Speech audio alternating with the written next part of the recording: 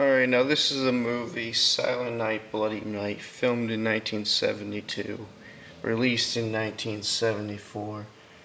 It almost falls under the category of one of those films that it's a great concept, great storyline that could have been told in a better way. But then not so really. Like when you rewatch it, you understand the scenes and why the actors act that way.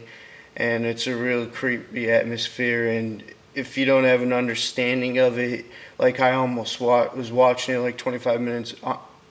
It was semi confusing, and I almost turned it off. I was like, "What the hell am I doing? I'm watching a Christmas horror movie in May," and so I stuck with it. And then there isn't even a synopsis for it on Wikipedia. It just does a slight teaser of the plot. And plot, the simple plot of it is it's a guy who inherited his old crazy father's house that's been in ruins for a few years because he hasn't done anything with it since his father committed suicide like 40 years before or something, and 30 years before or something. And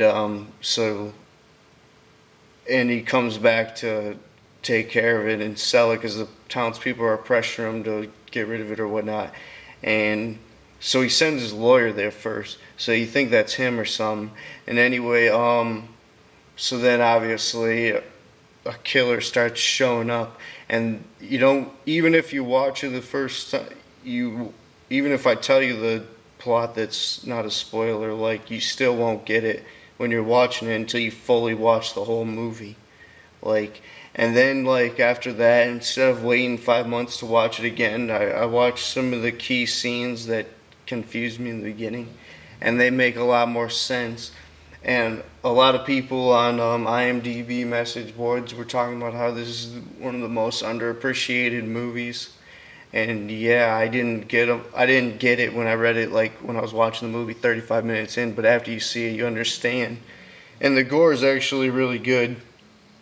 And to think it was filmed in 1972. I mean, the Hammer horror films were filmed in the 50s and 60s and 70s, and those are still good gore. So it's not like it revolutionized the gore game. Neither did Texas Chainsaw Massacre, neither did Halloween. Well, there's no gore in Halloween, so that doesn't even bring up. But Halloween obviously inspired the trend of horror movies to be super marketable and super profitable. But yeah, this came out, so it was filmed 2 years before Black Christmas that came out in 1974, to think. And it also has a guy who's the killer's also stalking the townspeople on the phone. And the voice in it that they used, the guy who did it, was really creepy. A notch above the original When a Stranger Calls. Definitely above, who else? No, but it definitely can't beat the Scream, Roger L. Jackson voice. That guy's a freaking legend. He deserves more work. But the voice for this is really good. The maniac that's terrorizing him. And they use, and now I'm gonna start talking about more spoilers. No, before I get to spoilers, I'm gonna say it's being retold, and it's being remade this year. They're filming it actually right now as I speak, and apparently the producers, what they're talking about is the exact direction that it should be going. Is it relied on 70s horror, relied on good storytelling, and you know, the mics couldn't work well that much back then, so the story couldn't be told completely, you know. But they really did a good job at it when you really rewatch it again and really understand it. And yeah, so they're gonna focus on the retelling of the story, and focused on that and the shock gore factors in the remake. And they showed some stills recently on Dread Central or whatever, and and it looks like they kept the gore, and I was afraid that they might go PG, but it's being made by a British company, so we'll see how it goes. I'm expecting a bunch out of it, so if the producers are listening, what the hell, obviously you recognize this as a gem, so you cannot fail this franchise. It needs to be retold, because the only copies that are left are like, it cuts right into the movie, and are poor quality. But I enjoy the poor quality. A lot of people don't. But anyway, and it's almost filmed like a documentary style, kind of like the exploitation films from the late '60s, and then it has like a Texas Chainsaw Massacre feel, but not in that setting. Obviously, it's the setting of kind of like East Colonial New England area, where it's like a castle up on or a mansion up on a hill, one of those creepy houses, and it's a good creepy soundtrack. And the scenes were made for the more suspense, and that's why they kind of try and hide the plot lines for most of the movie. I can't wait to rewatch it fully this Christmas 2012 and see the remake. They use an old woman that kind of looks like Zelda Rubinstein. And anyway, I'm going to talk about the spoilers now for people who have seen it and appreciate this movie. So go and check it out this Christmas or whatever. This is not for rookies. This is for hardcore horror fans, by the way. You won't even understand or appreciate it. A lot of people don't appreciate it. It only had like a 5 rating or like a 4 out of 10 rating. Really underrated horror movie. And then let's say here the terrorizing phone calls are great. Gore's great. They do then finally an hour into it they do a flashback where it's like finally reveals the plot, and basically no one's actually came forward and actually explained it. I'm going to try and put it in words. Okay, so he sends his lawyer there, Jeffrey Butler. The son sends his lawyer who negotiates with the townspeople to sell the house for $50,000. And they couldn't reach a deal that night, and that was Christmas Eve. I don't know why they set this around a holiday. It doesn't even make sense. Just because it sounded like a good title, Silent Night, Bloody Night, so they set it on Christmas Eve, whatever. Then they show a bunch of tacky Christmas ornaments, like, randomly. Like, and you're like, okay. And there's no snow, of course. And anyway, so what they do is, and then they couldn't reach the deal, so the lawyer's there with his wife, and you think it's the main people and the guy, but if you have an understanding, like I was saying, it's obviously his lawyer, and he gets hacked up that night by a whodunit killer POV.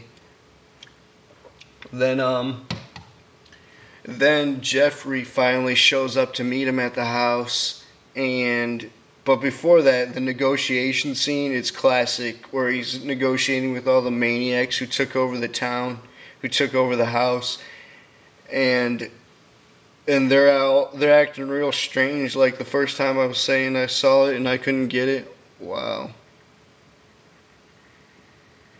Computer froze because I didn't move the mouse for a while. But anyway, that threw me off. Anyway, so that scene, then he gets killed off. Then Jeffrey Butler shows up. I'm gonna try and sum this up now.